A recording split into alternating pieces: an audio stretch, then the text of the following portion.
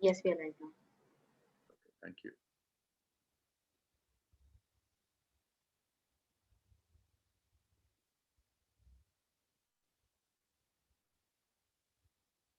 Anuprita is here. Hi, Anuprita. Hi, Anuprita. Divyesh, hi. Pavan, hi. Sanjay, Priya, Tilaka. Sanjay, Hello, everyone. Tilaka, hi. Thank you for joining us.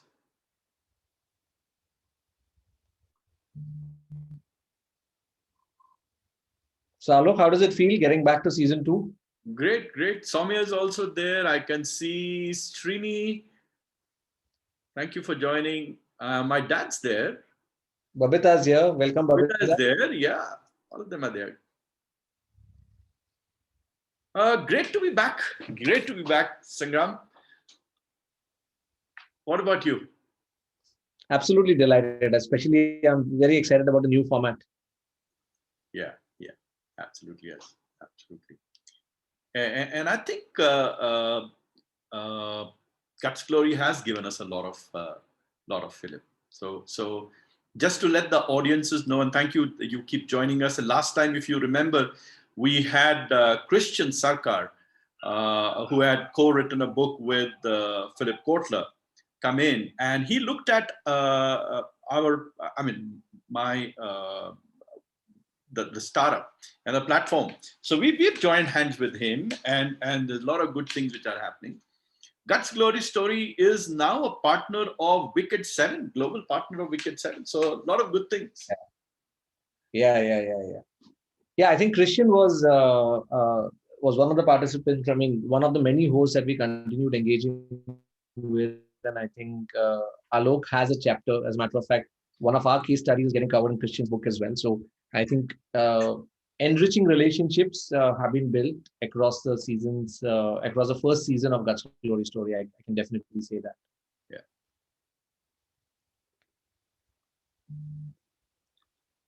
And I think maybe we can also tell the guests about the lineup. I think we're starting off with Jason today. Then next session is we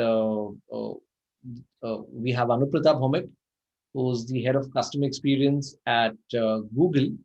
And that's going to be a women's special one on 5th of March. And post that is someone who started my journey in books and books marketing, Amish Tripathi, my very close friend. Amish is coming on 12th of March. And those are the 3 that are confirmed for now. And we'll be announcing the others at the end of these 3 sessions. But I think we have some really big names coming up in this season. Yeah. We'll have a couple of cricketers too, a very well-read politician. I mean, yeah, there are a lot of people coming. So do we wait for our perfunctory couple of minutes more before we kick it off? Yeah, I think we can wait for a minute or two. I'm just confirming if Jason is not yet back, so I think Jason already here, but I think no, I'm back actually. Yeah, okay, Jason's okay. back. Jason's back. Okay, super. So I think Jason will wait for a minute more, and I think then we'll kick it off. Okay, then more joining in. Gilbert, thank you.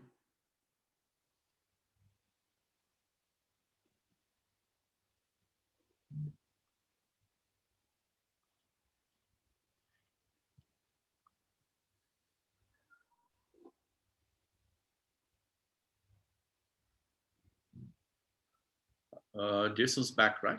I can't see. Jason's back. It just has his camera off. I think we can start in just about a minute, and I think we can be on. Yeah.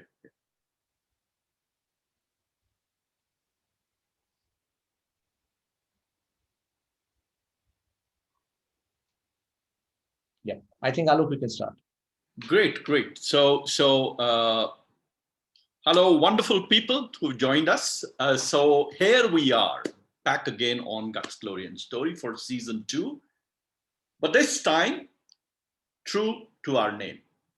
We heard you, and in this season, we will not be decoding a vertical or an industry, but we'll try and uncover raw guts and a lot of stories that define our guests.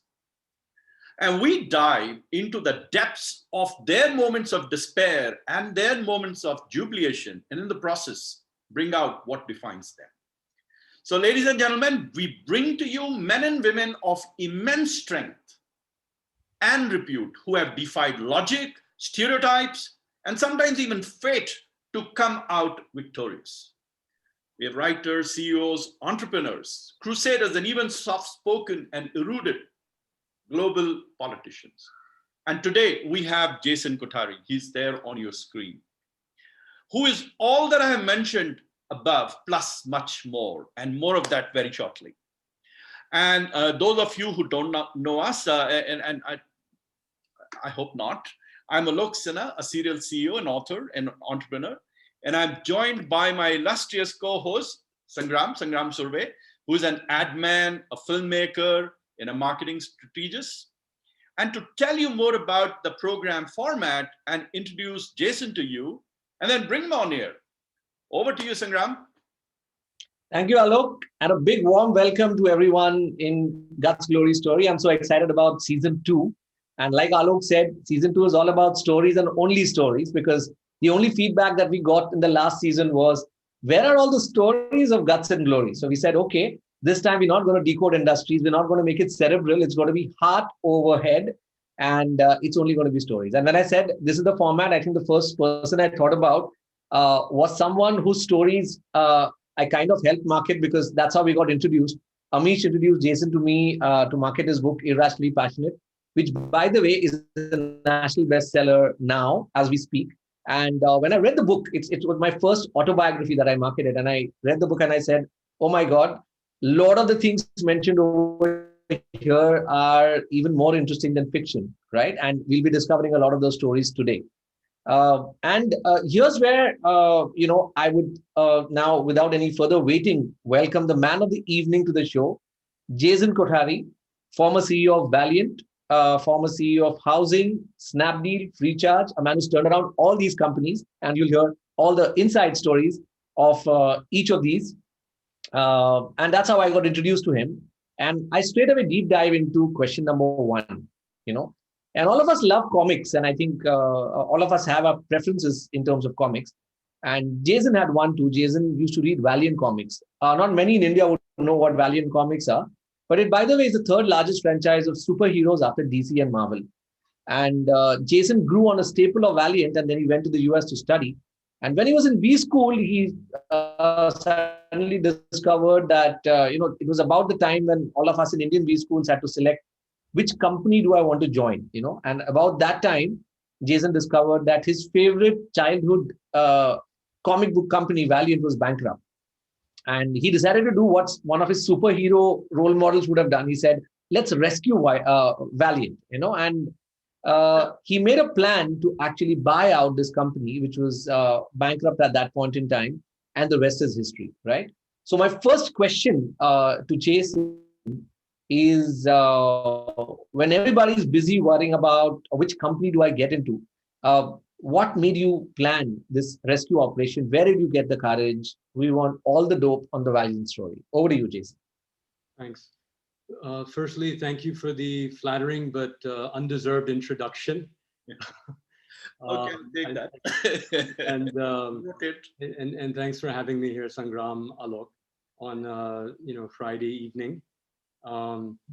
So to answer your question,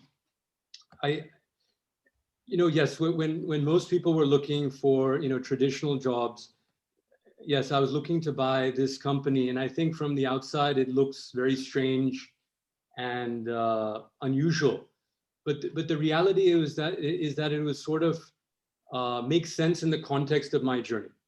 So for me, I grew up on movies and comics, and I grew up largely in Hong Kong, because my father was a executive with a multinational company. And being in Hong Kong, which is predominantly Chinese, being Indian there, growing up, you can't help but feel like an outsider, and you kind of crave escapism. So I was very into movies and comics, and originally it was Marvel and DC Comics, but later it was Valiant Comics. because Valiant Comics became very popular when I was growing up. And then you sort of fast forward to me going to college at UPenn, Wharton. And of course, I was encouraged to do all the traditional things. Like I did many different, the things a lot of my peers have done, like summer at McKinsey or Merrill Lynch. And, but all it actually did was further my interest in the entertainment space. Because I found a lot of these traditional paths interesting to start with, but then frankly, a little bit boring. And I thought, what if I could combine sort of my passion with my business? But it seemed like a real pipe dream. And I started something in college on a very small scale.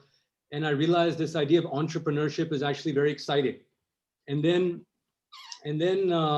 when I found out that my childhood favorite comic book company, Valiant, was up for sale in a bankruptcy, my imagination went wild, and I said, why don't I give it my best and try and buy it? Of course, I didn't really think it would happen, but back then, being sort of an immigrant to the US, not having a family business, knowing that you have to end up creating your own life in the US, this unique entrepreneurial opportunity that really combined with my passion seemed like a dream opportunity come true. And the thinking was not that, oh, this would necessarily happen, because I knew the probability was probably at best 1%, but it was, let me at least give it my best, and then I'll sleep well at night. Of course, what happened is me and a close friend of mine I grew up with, who was equally passionate about Valiant, we gave it our best, and lo and behold, we actually succeeded. But once we succeeded, we ended up in a 2-year legal battle. And we had no idea what we were really getting into. What seemed like a dream come true actually felt for a while like a nightmare. And I think our passion for these characters and bringing them back to life, knowing how much the characters and stories resonated with us growing up, made all the difference in having us persevere through all of this and eventually have it turn out quite well.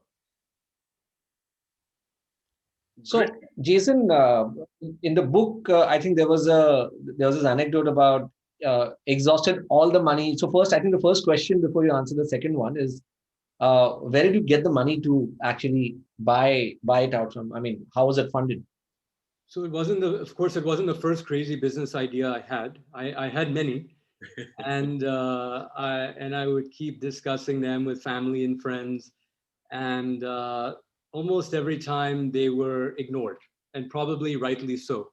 I mean, the first startup idea I actually executed was with a close college friend of mine, who many of you may know of or know, Kunal, who co-founded Snapdeal. Yeah. And we thought we had this genius idea of a toilet spray.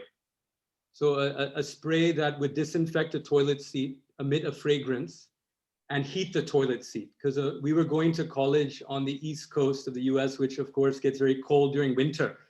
So we thought, this is a genius idea. We're going to build sort of an empire around this.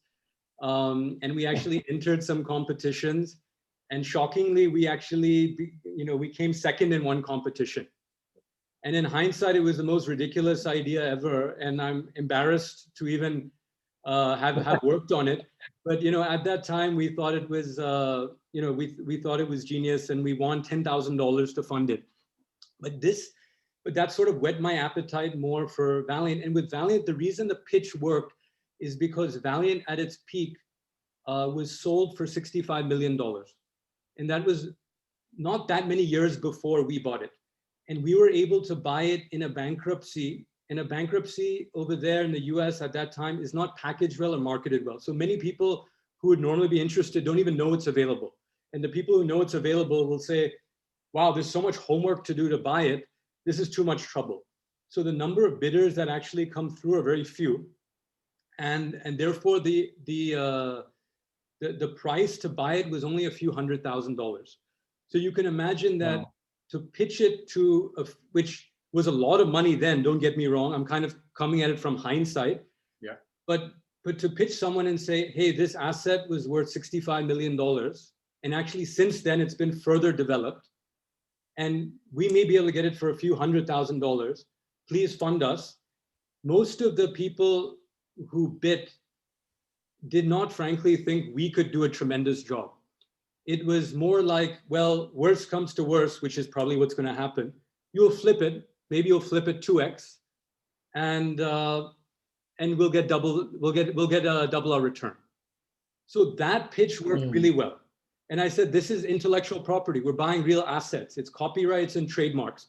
So even if you don't believe in me, believe in the asset. And here are all the data points. Here's a list of assets.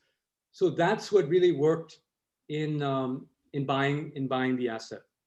And by the way, after we fixed all the legal problems, we got approached by a few parties to sell it, including Virgin Group, Richard Branson's Virgin Group. And they offered us more than 10 times what we invested.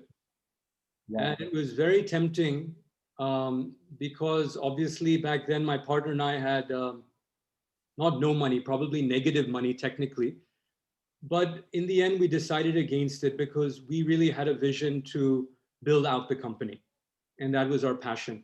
But that's really the main reason we were able to get the money, not frankly to do with our genius or our supposed abilities, which were obviously practically nil because we were coming out of college. Yeah.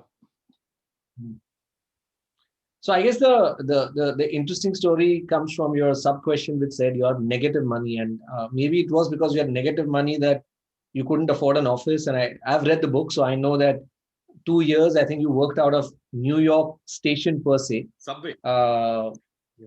Yeah, the New York subway itself. So what was that experience like? I mean, how does one actually work out of a subway for 2 years? So, looking back, it sounds very romanticized, like, oh, worked out of a subway. But I have to tell you, at the time, it was extremely difficult because we're talking about now, over 10 plus years ago in New York City. So this is not Silicon Valley. Entrepreneurship was a very new concept in New York.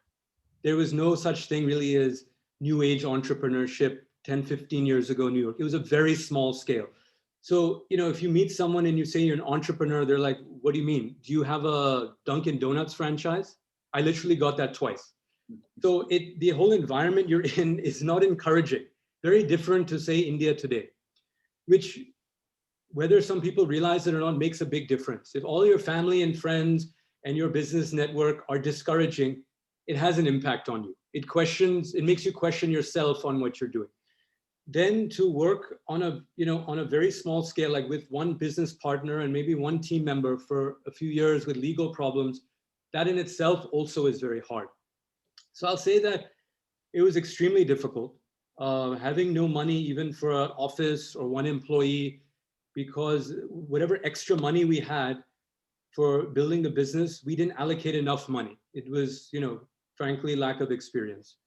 Not to mention lack of realization that there are these massive legal problems. So all the money had to get directed to the legal fees. So it was very hard. I mean, to work out of a subway station, go home at night, do it over again, not knowing if the legal problems will be solved. And if they're not solved, the business is dead in the water. All the money is lost. How do you face family and friends after that? And then even if you somehow solve it, it's a very steep uphill task to build a business. So I think if it was purely a business calculation or a money calculation, there is no chance I would have done this, me and my partner would have done this, or persevered through it. But I think because we really believed in the mission, we persevered. But I have to say it was one of the most difficult times in my life.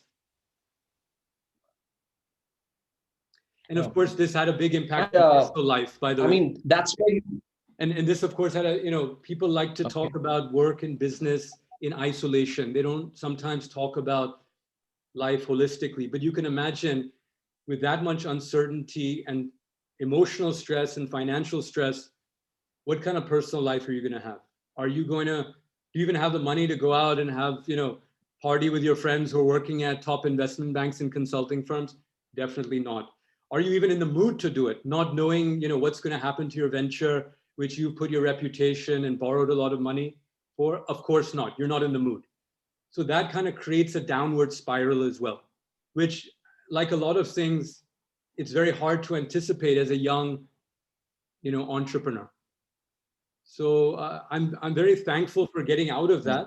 It really puts things in perspective later on when you face different kinds of challenges. But it was certainly very difficult at that time. And Jason, we don't have this in the question, but what you're talking about, a real gritty, real tough time. So, and looks like you were all by yourself. So you had one person beside you, but you couldn't be talking.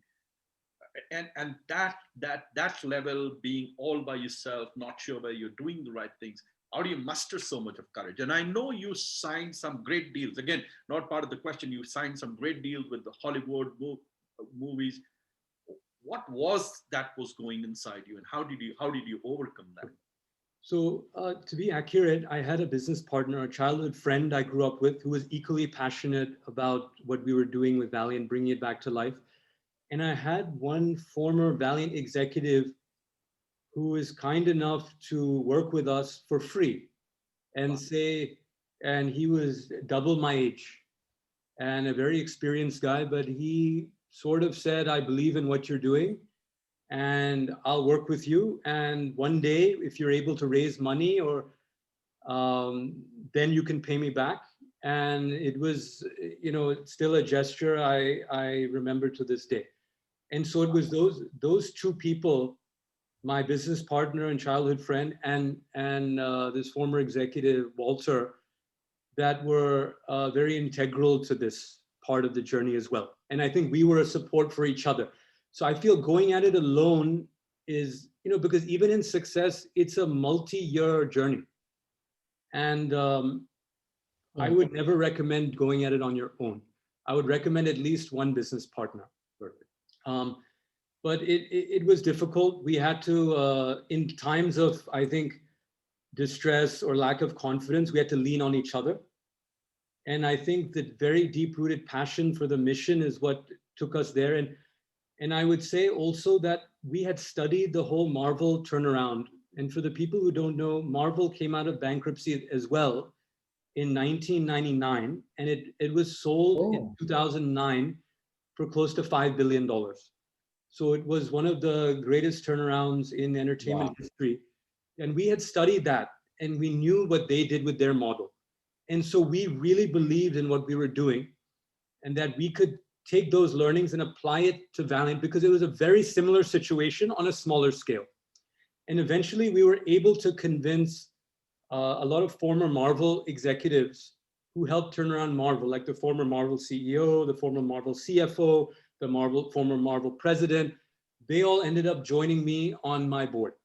Wow. And so with each great hire or partner we got, it helped us get the subsequent one. And eventually having that team really expanded our knowledge, our relationships, and our confidence in what we were doing. But that did take a few years because the legal problems put us in a huge hole.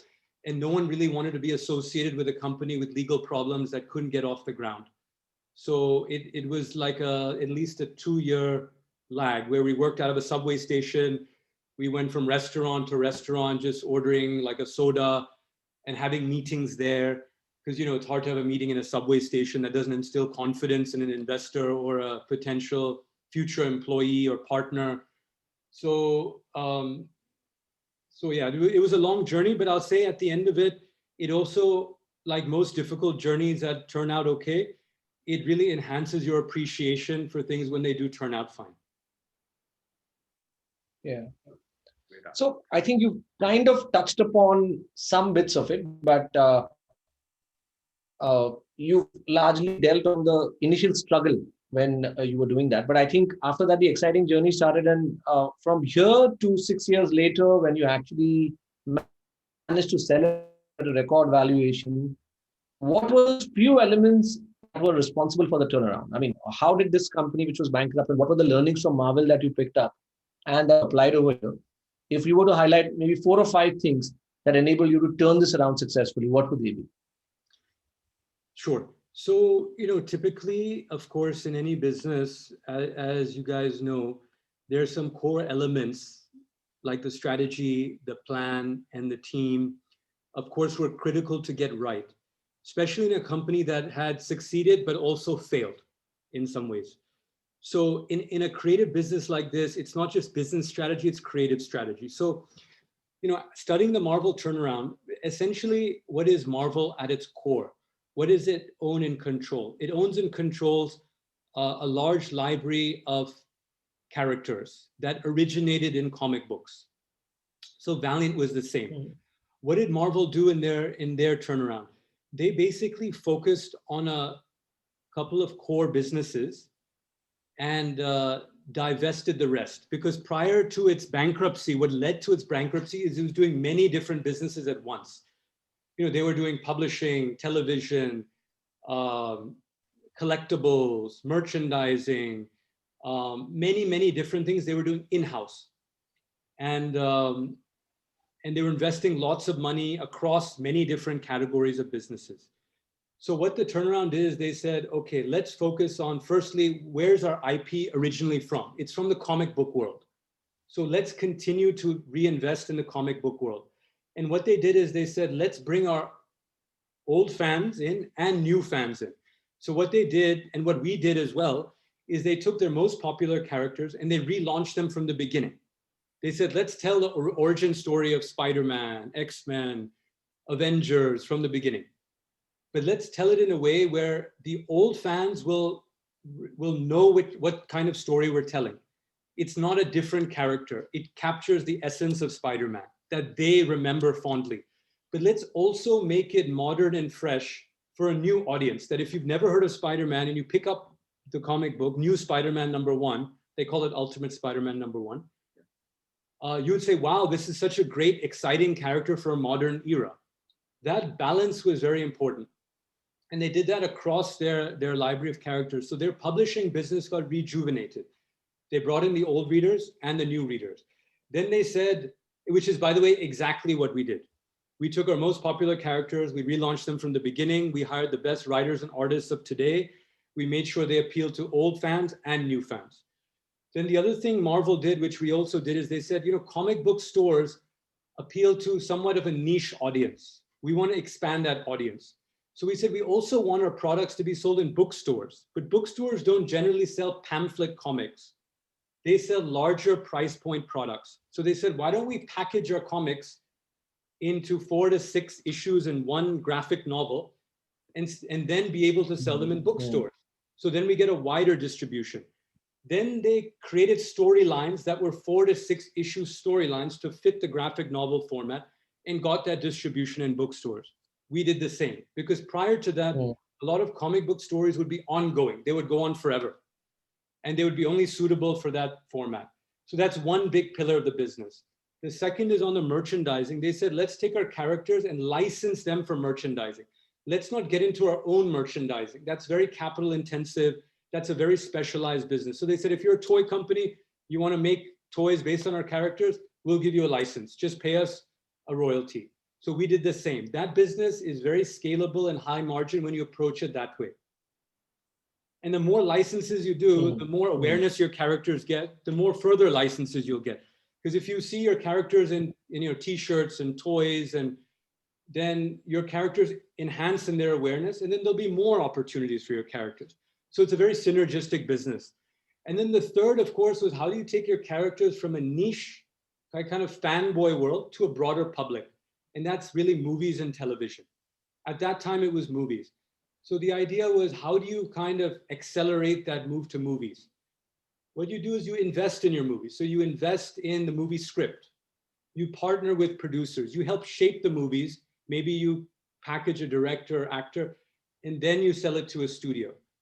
That you invest in the foundation of the movie, the blueprint of the movie, and the vision of the movie before you sell it. Then basically you're enhancing your probability of the movie getting made, and made in the vision you have. And if your understanding of your characters is arguably the best, you're the best ones to design that blueprint. So we took all those elements and did exactly the same. And our publishing business, became quite successful. We were named Publisher of the Year. Thanks to the very talented team, we were nominated for 90 creative awards because we hired a lot of the best artists and creators of today, not of yesterday. The merchandising business we created was small but grew very fast. And on the film side, we made a lot of mistakes, and it's very hard to break into Hollywood. But after 5 years of trying, we repositioned ourselves, re-strategized, and did exactly what I mentioned to you. That answer did not come right away. It came after 5 years, and we invested in all our movie projects. Sometimes we invested $1 million in a movie project just for the script. On one occasion, we hired the writer of the Thor movie. We made him do a script for our movie. And then we sold it to a studio. And eventually we did a 5-movie deal with Sony, which was a landmark deal. But it was a lot of trial and error, but it was a lot of learnings from what Marvel did, including hiring the people that helped turn around their company. Wow, what a story! What a story! And I think you're even now, although you sold the business, but even now you're engaged. And Bloodshot is something that with Vin Diesel that you have. You were the executive producer, right, last year, and it's doing very well in the global market. Yeah, Bloodshot was a very satisfying thing to see because, as I mentioned, Valiant was, of course, something I grew up on. In fact, Bloodshot #1 was gifted to me by my father when I was 12 years old.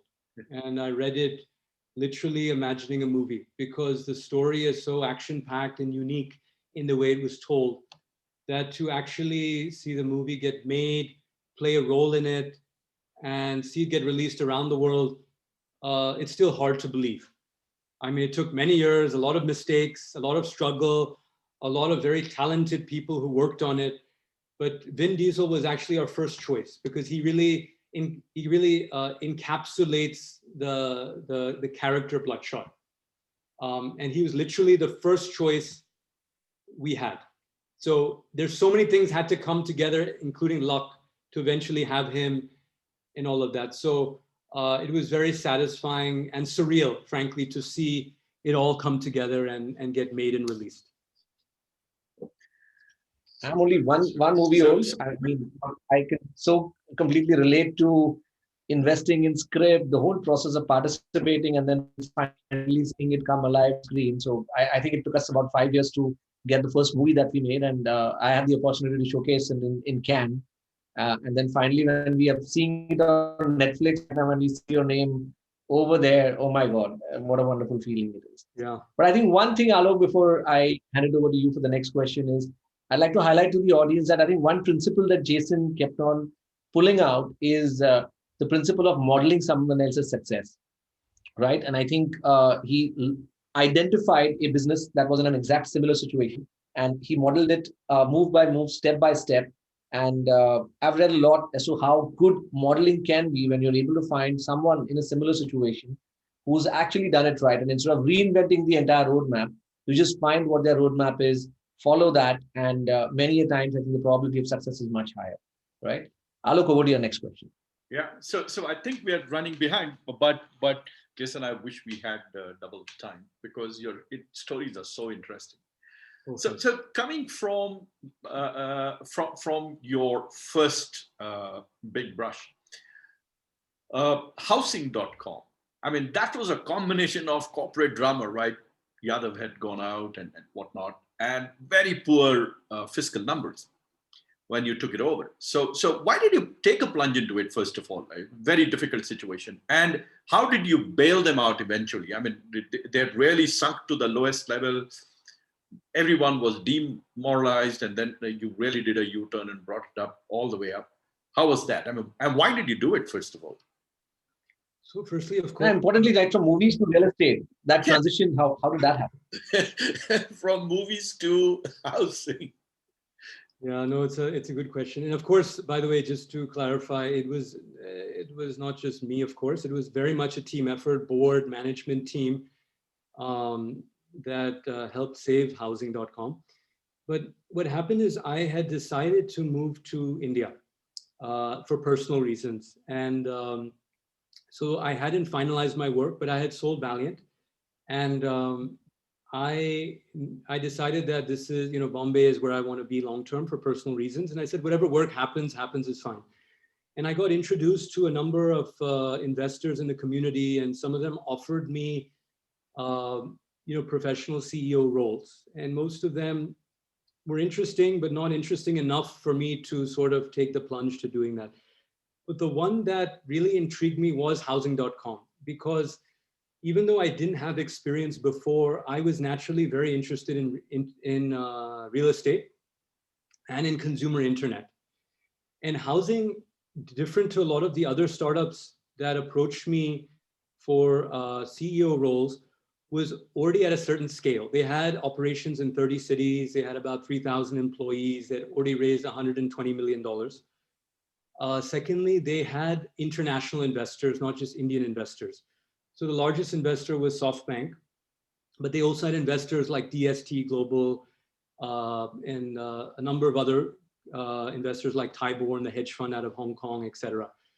So the idea of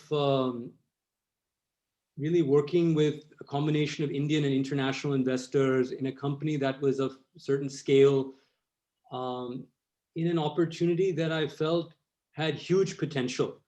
And for me, this was not, this did not have the same level or the same kind of passion as my childhood favorite comic book company. And I remember, I had countless interviews for this role. And I remember flying to Tokyo and interviewing with like 5 people from SoftBank at their headquarters, including some people who had fantastic careers that you would have heard of. And I remember one of them asked me this very question. He said, why would you be interested in a property portal? You were in entertainment and comics. Isn't this boring for you? So it was a really good question, and it stumped me at the time. And I said that, and which is true, I was genuinely very passionate about the business challenge. Yes, it was a different kind of passion than Valiant in a comic book company, but to take a company that I felt had so much potential in a space that had so much potential. I mean, keep in mind at the time, housing.com probably had one of the most talented product technology teams in the country. It had developed some of the most innovative digital products in the real estate space. The real estate space in India is one of the largest. It had already attracted some of the best investors in the world. And I met them, and I was very excited at the possibility of working with all these people. And so to help save that company and all that potential was very exciting in wearing my business hat, my kind of geeky business hat that said, what a challenge. And this would, because I remember the statement I made to someone else who offered me a CEO role, who said, I'm in 8 cities and I want to go to 20 cities. I said, honestly, I don't think it's going to get me out of bed in the morning at this stage in life.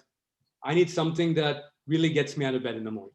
And this one, where everyone wrote them off already, I said, I would love to prove everyone wrong.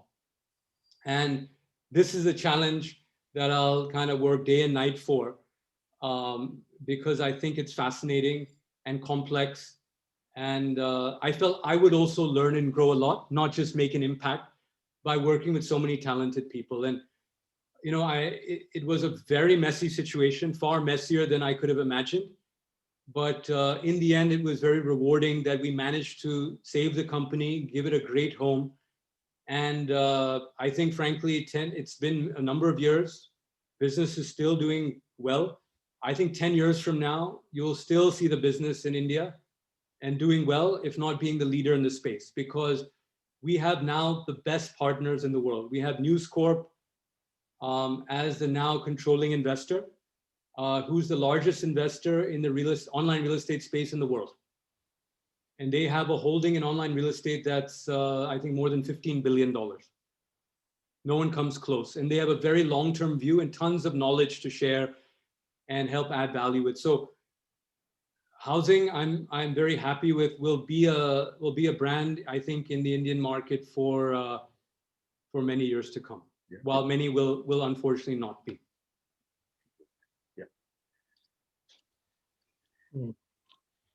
So I think it was turnaround story after turnaround story. And I'm not going to ask you how you turned around housing because I think we're running out of time and we have many other topics to cover. We may keep that for another session.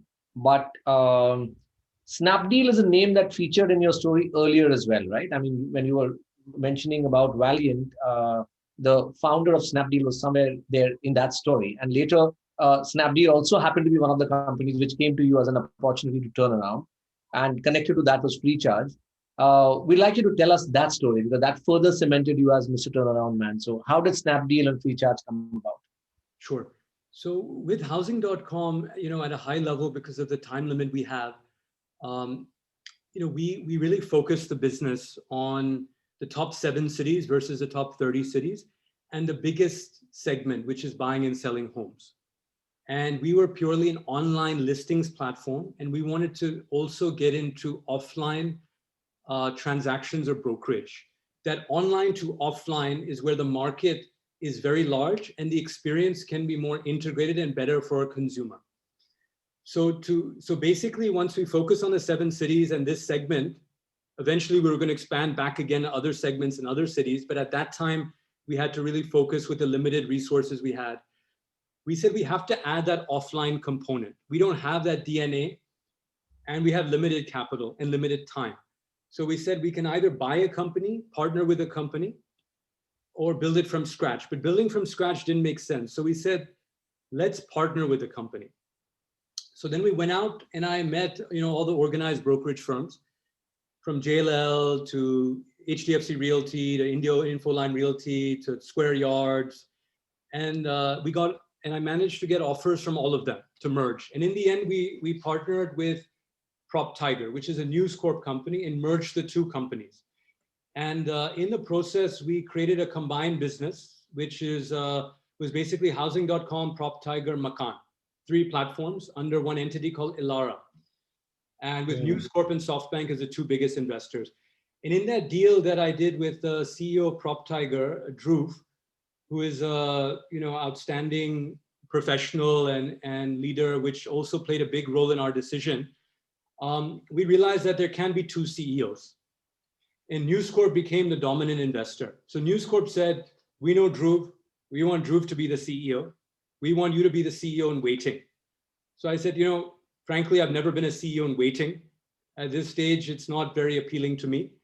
And there are a lot of great opportunities in this market. So that's not very appealing. So why don't I help you guys do the combined deal? Make sure that the deal gets done, the businesses get integrated, and then it makes sense for me to kind of pursue another opportunity. Because at that time, there were so many opportunities out there. And the one that really excited me the most was Snapdeal, because SoftBank and Nexus, the 2 largest investors in housing.com, said, you've sort of done your mission with housing. The company is saved. We would love for you to stay there, and we'd love for you to eventually run the combined entity. But we have put in a lot more money in Snapdeal. And Snapdeal requires a lot of work to turn around this business. And we trust you, and the founders of Snapdeal trust you.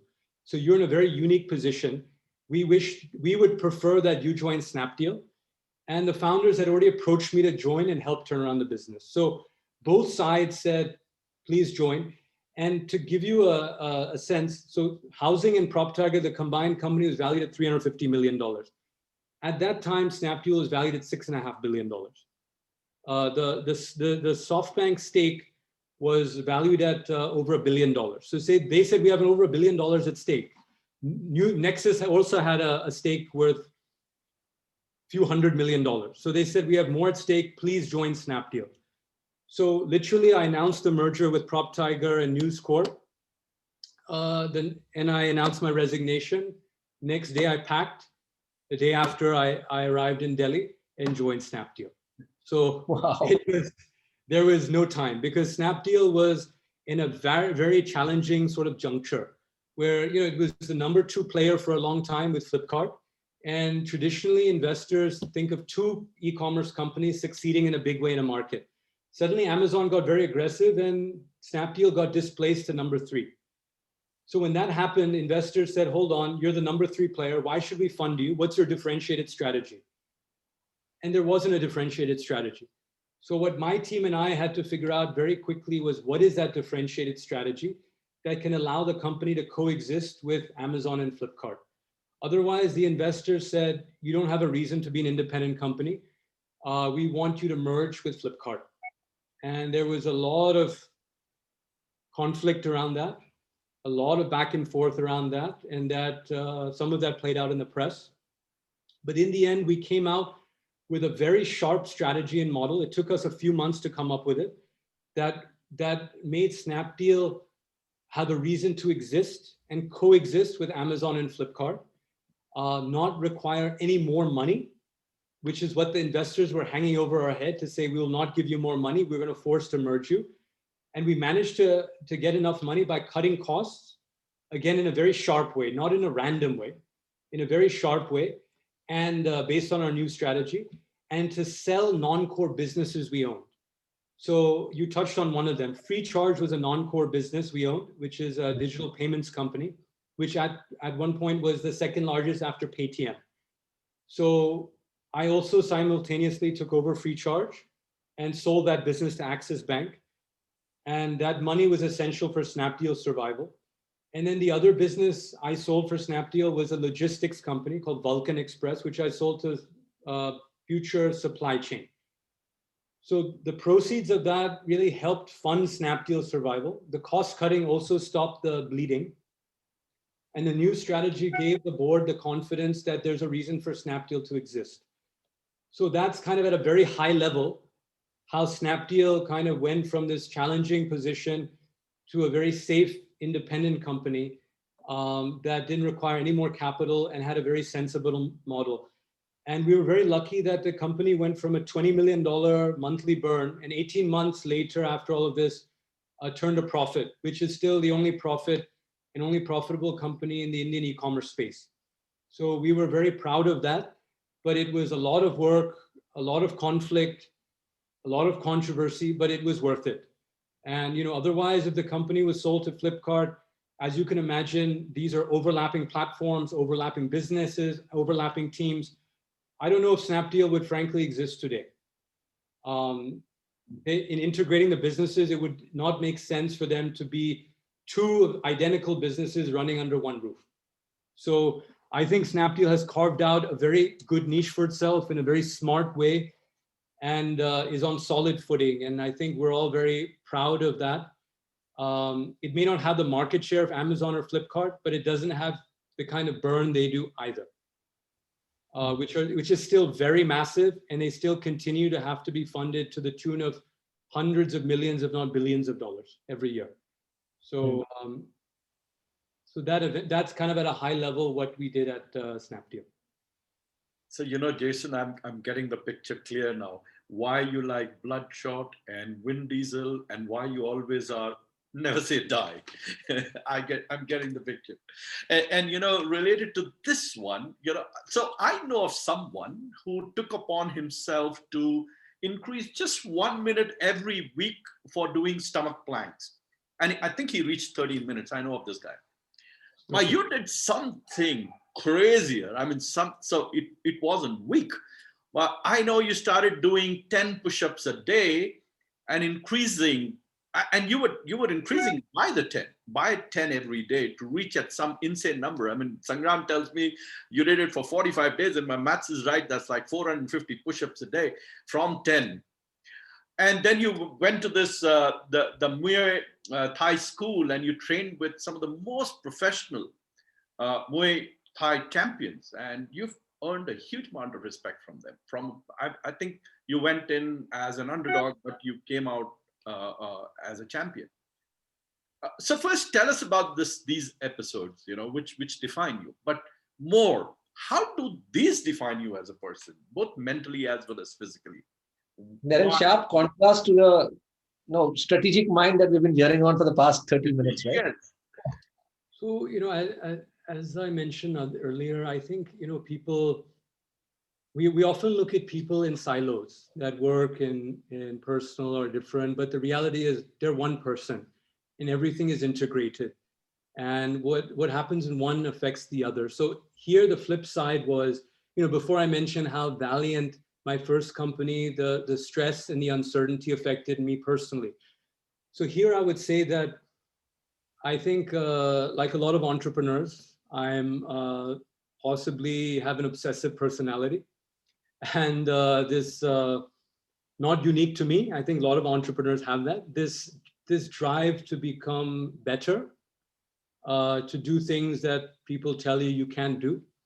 So that also happened in certain aspects of personal life and the areas you're touching on. So I remember feeling physically very weak and feeling threatened and vulnerable, and saying, you know what, I want to put an end to this. So what does it take to do it? And then I realized that this is not something, there's no silver bullet here.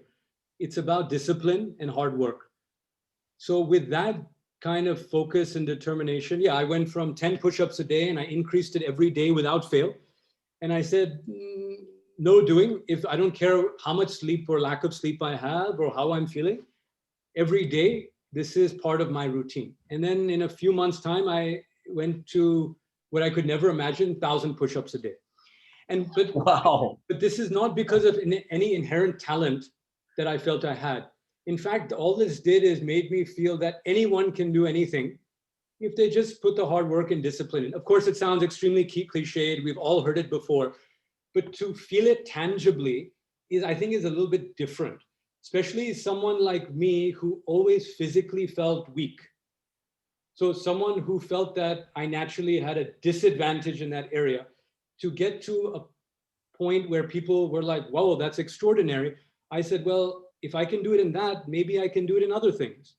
And then that learning I applied to other things like a sport. And I also eventually became more sort of intrigued by this approach, that what you're not bad at, that you're passionate about, what if you apply the same level of focus and analysis and discipline, can you always become better? And I became addicted to that. So I did it with, you know, this physical exercise and sport, then business to some degree, to academics, where I originally was a bad student. And at one point, at one university, I was the best student in the university, but before, people said I was a bad student. So I said, let me put my mind to it and see what's possible, not just for me, but for anyone. So the same thing happened with Thai boxing, Muay Thai, where I said, you know, I've always been interested in this. And what if I apply the same thing that helped me with my academics, my physical exercise, my jobs, some business to this? Can it work again? And that's where I really challenged myself. I guess that sort of irrational passion for a challenge. And that's where I approached Muay Thai. And initially I was very bad. I was very fit, but I was very bad. And you know, the fighters I trained with laughed at me. But initially I was very bothered by it and wanted to give up. But I said, no, I'm going to keep going until, and I don't care how long it takes, until I prove them wrong. Again, it's this idea of proving them wrong, which a lot of entrepreneurs have, because people are not, I believe, are not necessarily born with inherent talent. It's really out of, it's really nurturing, not nature. It's nurture, not nature. That I believe. I've seen so many people who are bad at things become extraordinary at things. So I said, I'll keep at it. And it took me a long time. It took me weeks to really become even decent. And then from decent, I became better. Many aspects I was not good, but I applied my sort of strategy to fighting, and that really helped me a lot. And that got appreciated a lot. And that's also when I realized how everything is integrated, that I actually learned the value of strategy in fighting more than I did in a Wharton classroom. Because how do you fight someone who has 10 years more experience than you and draw with them or beat them? It's not being head on. It's saying, what advantage do you have? Maybe it's your reach. Maybe it's your stamina. Maybe it's one side. Maybe it's kicking versus punching, whatever. So you have to think of that strategically. And that's when I realized that strategy is in everything, in every game. And especially as an underdog, how strategy has to be so sharp for you to even have a shot at surviving as an underdog. And then that I applied to eventually Valiant, because we were underdogs then. And eventually I applied to other things. And so I feel that more than fighting, it taught me the value of strategy, and how to survive as an underdog. Beautiful.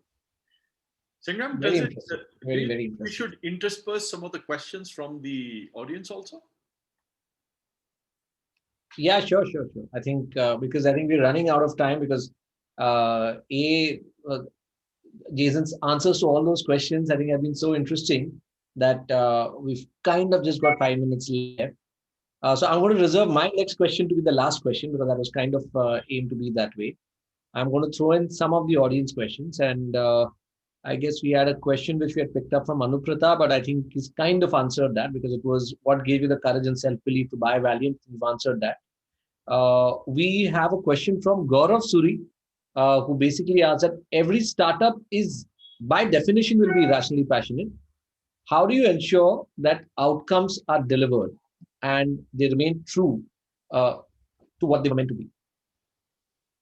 So yes, I think to some degree, being an entrepreneur can be irrationally passionate. Why? Because if you actually look at the risk return profile, a lot of entrepreneurs, say in India, have great education. They can get a great job. And a great job if you work hard, has a high probability of success of getting good, say, current income and progressing and etc. Whereas being an entrepreneur, if you take the risk adjusted return, you'll say, oh, the failure rate is so high. The time it takes to succeed is so long. The actual outcome, even in success, can vary so much. If you factor all of that in, then you're like, actually being an entrepreneur is irrationally passionate. People only tend to look at successes more. They don't realize that when you look at the full collective data points, it's actually irrationally passionate to be an entrepreneur.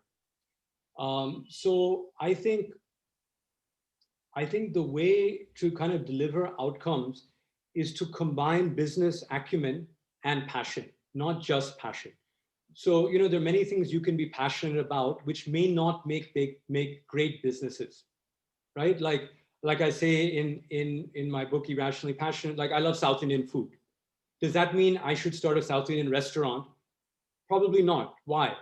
Do I have any particular capability in that area? No. It's a very competitive space. Margins are very thin. So why would that business be a great success? Is it high margin? No. Is it scalable? No. Do I have any capabilities? No. Is there a sustainable competitive advantage? Not really. So I would say that passion is important, but as combined with, you know, a business analysis, because a business analysis, like I'm touching on, ideally there's certain characteristics to a business that it's more likely to succeed. So like I said, scalable, high margin, you have inherent capability, maybe a proven management team, a sustainable competitive advantage. Because if you get initial success, what's stopping copycats from taking your market share and making your company fail after that? Not just initial success, but sustainable success. So I think you have to look at it from that framework. And then you also have to look at it from passion, because I also believe that in the end, passion may seem intangible, but eventually shows up in the tangible.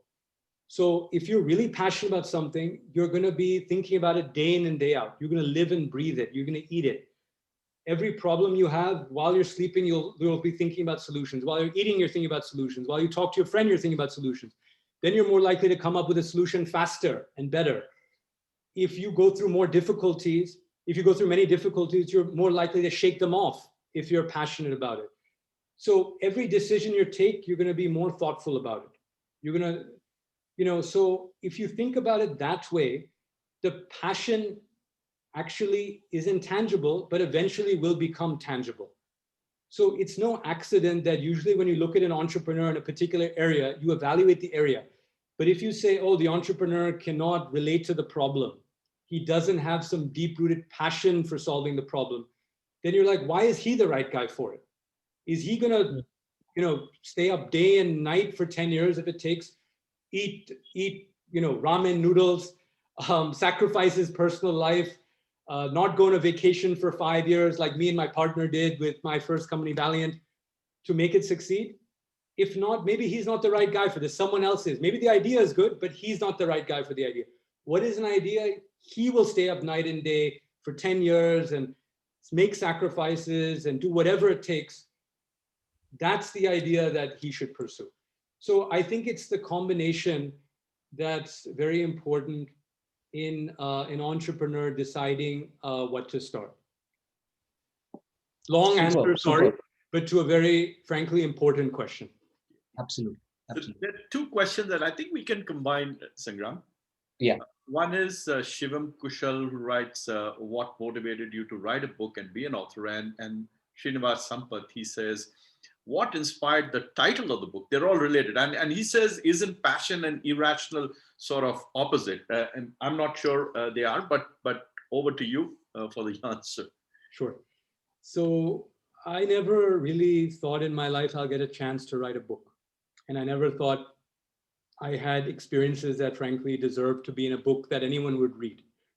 But funny enough, somehow I got this opportunity, and it happened because, you know, what I enjoy doing is having discussions with entrepreneurs earlier in their career and trying to guide them, because I've been through, for good or bad, some very complex situations, and I've made a lot of mistakes, and I've learned quite a lot from them.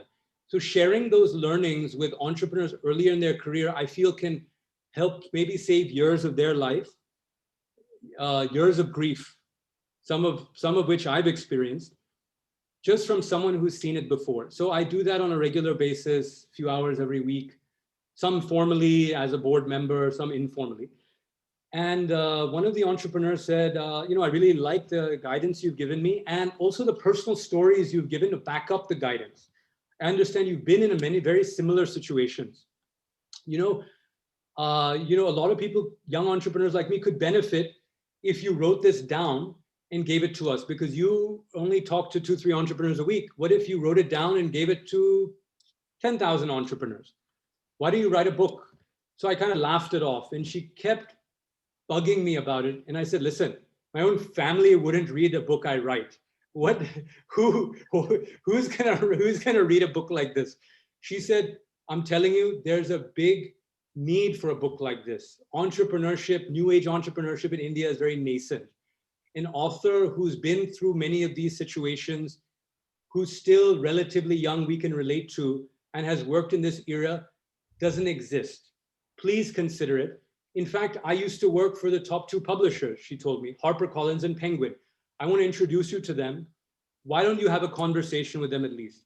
I said, listen, I've read a ton of books like this. I love reading memoirs of athletes, businessmen, politicians, well-known and not well-known, because I love personal stories. And I felt I've learned a lot.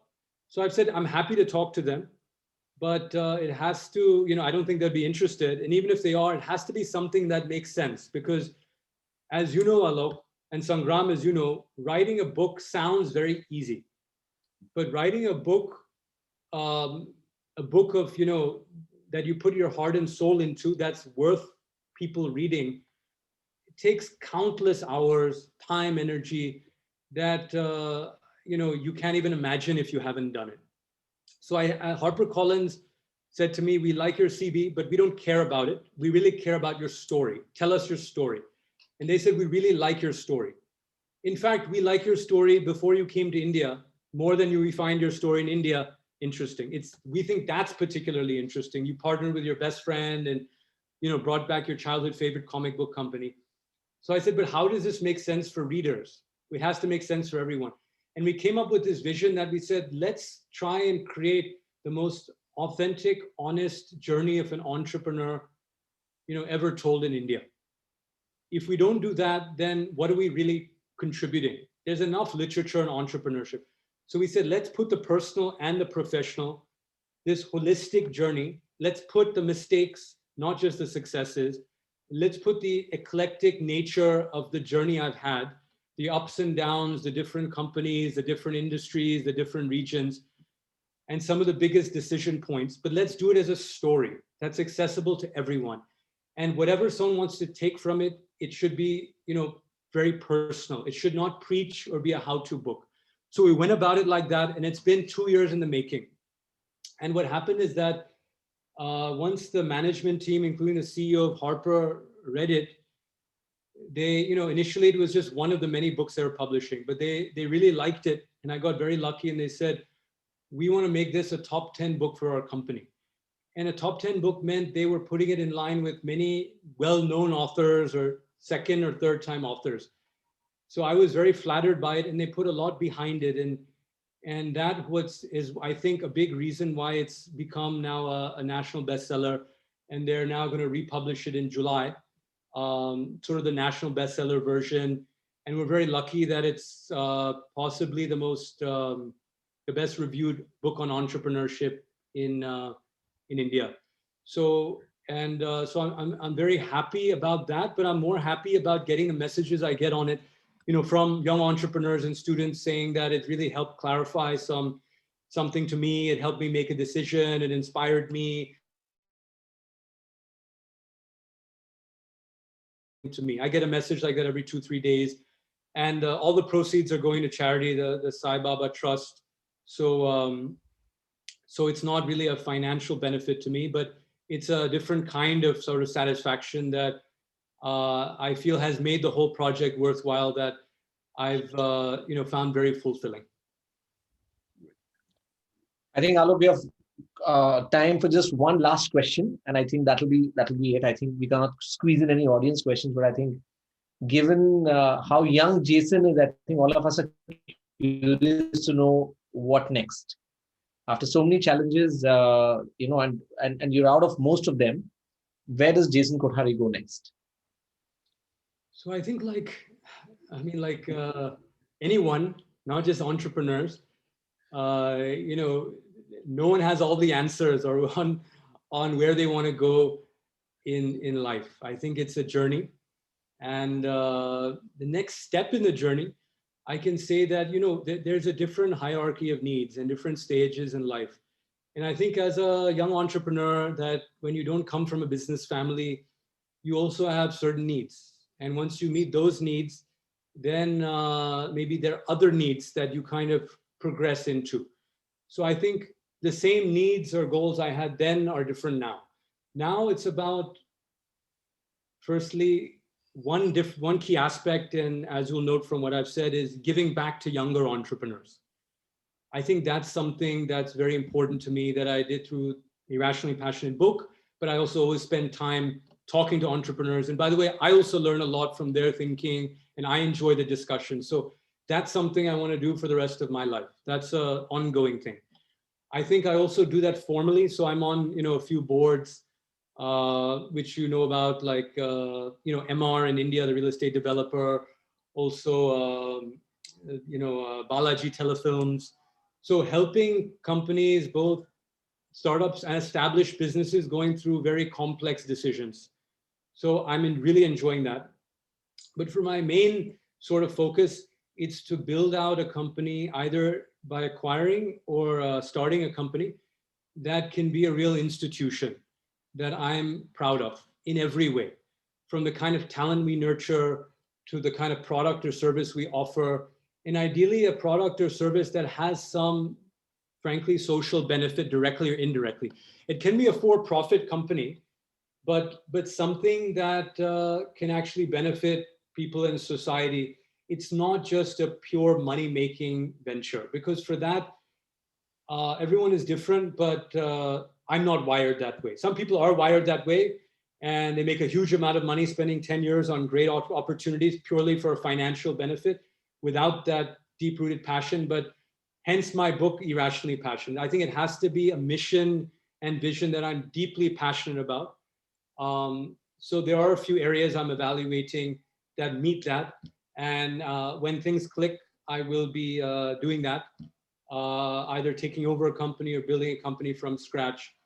And I'm very excited to do that again, because I'm less of an investor or a passive person. I'm more of an entrepreneur operator that loves going deep, rolling up my sleeves, building things, working with great teams. And that's something I would like to probably do for the rest of my life as well. And by the way, it could also include some nonprofit organization building, which I'm also, which a little bit about, working in certain areas on that.